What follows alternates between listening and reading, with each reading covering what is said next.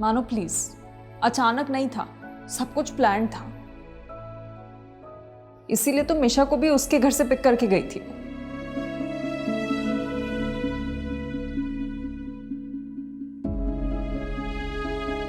Attention seeker है वो, जिसके लिए वो किसी भी हद तक जाने को तैयार है।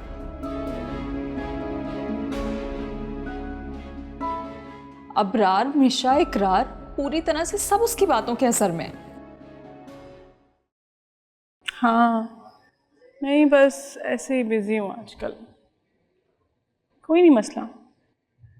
हाँ, मैं बाद में बात करती हूँ। अल्लाह हाफ़िज़।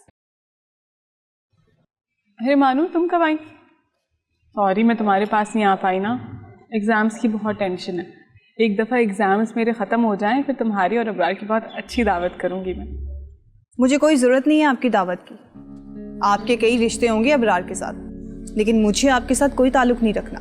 माइयों और शादी के बीच में तो सब ठीक था, फिर अचानक। मैं कितनी बेवकूफ़ थी ना, जो आपको समझ नहीं सकी। मेरी माइयों पे मेरी बहन को शरीक ना करना, अबरार को अलग थलग करके माइयों की रस्म के लिए ले जाना। मैं कितनी बेवकूफ़ थी ना, जो आपकी चालाकियां ही नहीं समझ सकी।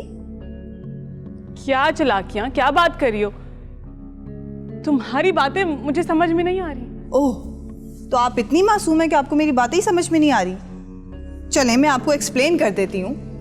आप दरअसल इस घर पे अपना हुक्म चलाना चाहती हैं, और जब वो नहीं हुआ तो अबरार को अम्मी और वकार भाई के खिलाफ कर दिया। वो कितना भरोसा करता है ना आप पर, लेकिन आप उसे मोहरे की तरह इस्तेमाल कर रही हैं। आपको अपनी हरकतों पे कभी गिल्ट महसूस नहीं हुआ? ये तो आंटी हैं जो इतना सब कुछ हो जाने के बावजूद भी उन्होंने आपको अपने घर में रखने की इजाजत दी है। उनकी जगह मैं होती ना तो।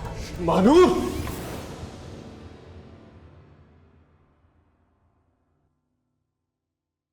तुम्हें कहा था कि इससे दूर रहना।